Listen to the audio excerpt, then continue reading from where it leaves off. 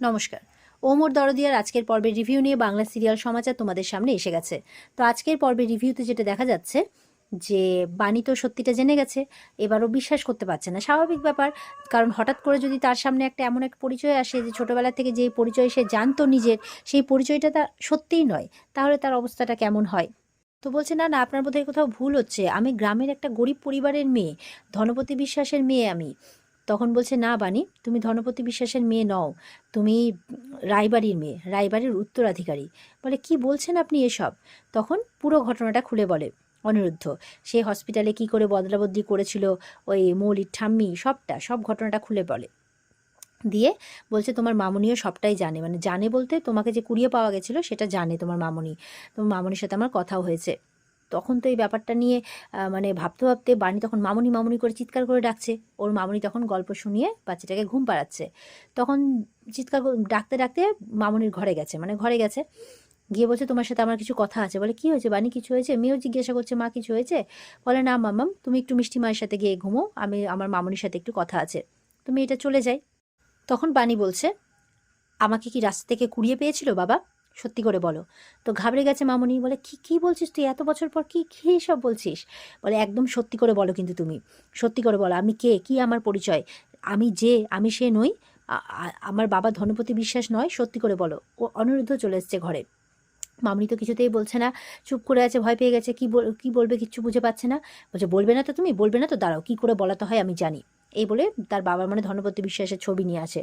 বলে, এই ছবির মাথায় মানে ছবি ছুঁয়ে বলো, তুমি বলো যে আমি যেটা বলছি সেটা সত্যি না মিথ্যে, বলো বলো।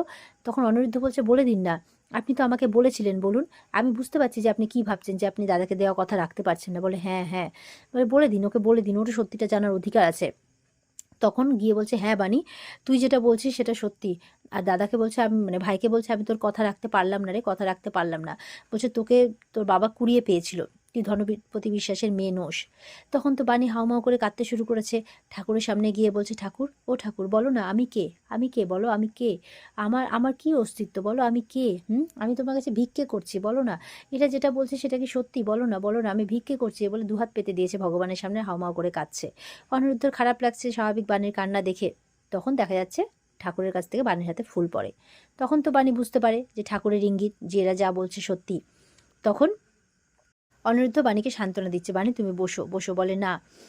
বলছে, বাণী তুমি ওই বাড়ির আসল উত্তরাধিকারী, আর তোমাকে ওই বাড়ির সিংহাসন ফিরিয়ে দেওয়া আমার কর্তব্য। তাই তো আমি, তুমি জিজ্ঞাসা করছিলে না একটু আগে কেন ওখানে পড়ে আছি, তাই তো ওখানে পড়ে আছি, আমি মৌলির কথা শুনছি, কারণ ওদের মুখোশগুলো টেনে হিচড়ে ছিঁড়ে ফেলে দিতে, আর তোমার অধিকার তোমাকে পাইয়ে দিতে। তখন বলছে, না মিস্টার চ্যাটার্জি, একটা মেয়ের কর্তব্য অধিকার পাওয়া, টাকা পয়সা নেওয়া বা সিংহাসন লাভ নয়। একটা মেয়ের কর্তব্য হচ্ছে তার বাবা মাকে, পরিবারকে বিপদের হাত থেকে রক্ষা করা, যেটা এবার আমি করব। ওই মৌলি দিদিমণি আর ওই ঠাম্মি মিলে যা করেছে এতদিন ধরে, এবার তারা তাদের উচিত শিক্ষা পাবে। তাদেরকে আর আমি ওই পরিবারের ক্ষতি করতে দেব না। আমি এবার সবাইকে গিয়ে সব সত্যি কথা বলে দেবো। অনিরুদ্ধ বলছে, হ্যাঁ বাণী, এবার সময় এসেছে সবার মুখোশগুলো টেনে খুলে দেওয়ার। বলছে, সবার সব সত্যি জানার সময় চলে এসেছে। তো বাণী বলছে, আমাকে একবার নিয়ে যাবেন ওই বাড়িতে? বলে, এক্ষুনি? বলে, হ্যাঁ এক্ষুনি যাব। বলে, ঠিক আছে চলো তাহলে নিয়ে যাব, কিন্তু এইভাবে নয়। ওই বাড়ির মানে ওই বাড়ির মতো সাজে, মানে রাজকন্যার বেশে যাবে ওই বাড়ির মেয়ে, আর তাদের একমাত্র মানে মেয়ের মেয়ে আর কি। এদিকে দেখা যাচ্ছে মৌলি মানে অনিরুদ্ধর কথা ভাবছে, নাইট স্যুট পরেছে, অনিরুদ্ধর কথা ভাবছে, আর ভেবেছে অনিরুদ্ধ এসেছে আর একদম ডান্স করছে, এ করছে, এবার রোম্যান্স করার খুব ইচ্ছে। তো যাই হোক, এবার যখন ধরে টানছে অনিরুদ্ধকে, তখন দেখছে অনিরুদ্ধ নয়, ঠাম্মি। ঠাম্মি তো গলা ফলা ব্যথা হয়ে গেছে, করছে। বলে, ঠাম্মি তুমি এখানে কি করছো? বলে, তাহলে কোথায় থাকার কথা দিদি ভাই? বলে, তুমি ড্রয়িং রুমে চলে যাও না, আমি অনিরুদ্ধকে খুব মিস করছি, ও আসলে তুমি পাঠিয়ে দেবে এখানে, যাও না যাও না, বলে পাঠিয়ে দেয়। বলে, আচ্ছা ঠিক আছে, চলে যায়। এবার বাইরে গেছে, বলছে একদম কাঁচা খেলোয়াড়, একদম কাঁচা খেলোয়াড়, কিচ্ছু বোঝে না, অনিরুদ্ধকে বানিয়ে ওর আঁচল ছেড়ে আসতে দিবে মনে হচ্ছে এরকম। তখন এই কথা ভাবতে ভাবতে কারেন্ট চলে যায় হঠাৎ করে। এবার মেন ডোরটা খুলে দেখছে যে একজন মহিলা একটা বাচ্চাকে নিয়ে আসছে। বলে, কে কে ওখানে, কে? বাণী বলছে, অতীত, অতীত আবার ফিরে এসেছে। বলছে, কে?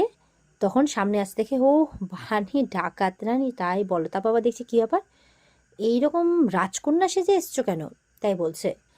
তখন অনিরুদ্ধ আসে, রাজরানী বটে, রাজকন্যাও বটে, তাই তো এসেছে। এই চুপ, বলা নেই কওয়া নেই, রাত বিরেতে রাজারানী খেলতে এসছে, চুপ। অনিরুদ্ধ বলছে খেলা তো এতদিন চলছিল, আমরা স্কোর মেলাতে এসেছি। তো এবার বাণী মৌলি মৌলি বলে ডাকছে, অনিরুদ্ধ ডাকছে মৌলি কোথায়, তুমি বেরিয়ে এসো।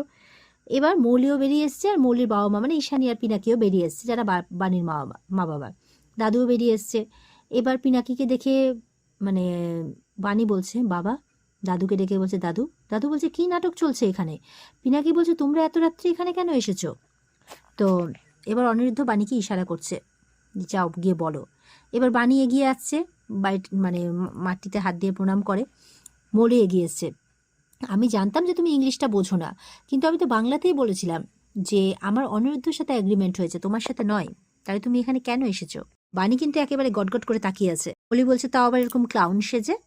তো ঠাম্মি বলছে কেন আবার নাচ দেখানোর জায়গা খুঁজছে, যে ভুলে গেছে এটা ভদ্রলোকের বাড়ি। ঈশানী বলছে আহ ছোট মা। ঈশানী জিজ্ঞাসা করছে তোমরা এখানে কেন এসেছো? ঈশানী বলছে প্লিজ বলবে। বাণী বলছে বলবো মা, বলবো বলেই তো এসছি মা, মায়ের কাছে যাই। চোখে জল, মায়ের দিকে তাকিয়ে আছে।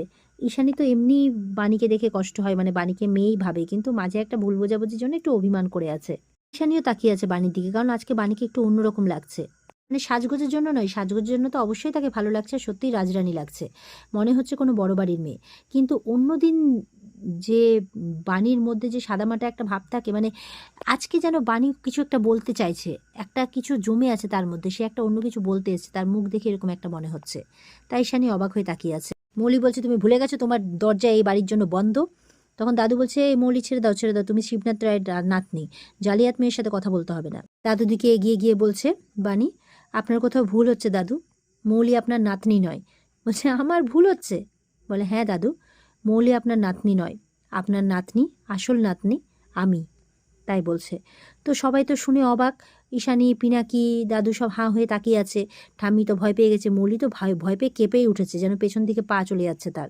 আর এই কথাটা বলতেই ঠাকুরের প্রদীপের শিখাও যেন একদম প্রজ্বলিত হয়ে গেছে, আরো বড় করে জ্বলছে। ঈশানী বলছে কি বলছো তুমি, একটু পরিষ্কার করে বলবে? পিনাকি এসে বলছে যা বলার স্পষ্ট করে বলো, স্পষ্ট করে বলো। বলছে হ্যাঁ ছোট বাবা, বাবা বলে ডাকে। মানে পিনাকি অবাক হয়ে তাকিয়ে আছে, ঈশানীকে বলছে মা। তখন অনিরুদ্ধ আসে, হ্যাঁ বাণী একদম ঠিক কথা বলছে, বাণী হচ্ছে এই পরিবারের আসল উত্তরাধিকারী, বাণী রায় তোমাদের একমাত্র সন্তান। ওরা তো শুনে অবাক, অ্যাকচুয়ালি কি বলবে কি ভাববে কি শুনছে কিছু বুঝতে পারছে না। অনিরুদ্ধ বলছে তোমাদের আসল মেয়ে, তোমাদের আসল সন্তান বাণী রায় চ্যাটার্জি। মৌলি তো কেঁপে উঠেছে, মৌলি ভয়ে কাঁপতে কাঁপতে হাঁপাতে হাঁপাতে এসছে, এই এই কি বলছো, কি কি তখন থেকে আজে বাজে কথা বলে যাচ্ছ, বেরো বেরো, আমার বাড়ি থেকে ধাক্কা দিয়ে বের করছে। বাণীও আজ ছেড়ে দেওয়ার কথা নয়, মৌলি বলে চিৎকার করে উঠে আঙ্গুল দেখিয়ে বলছে মৌলি একদম বাড়াবাড়ি করবে না। আর এখানেই কিন্তু আজকের পর্ব শেষ হয়ে যায়। তো এই ছিল আজকের পর্বের রিভিউ। ভালো লেগে থাকলে পর্বকে লাইক কমেন্ট করে জানাতে ভুলবে না, আর আমাদের সাথে জুড়তে চ্যানেলকে সাবস্ক্রাইব করতে ভুলবে না। দেখা হচ্ছে তোমাদের সাথে আগামীকালকে, সবাই খুব ভালো থাকবে। আজকের মতো পর্বের রিভিউ এ পর্যন্ত, বিস্তারিত দেখতে অবশ্যই স্টার জলসার পর্দায় চোখ রাখবে। টাটা।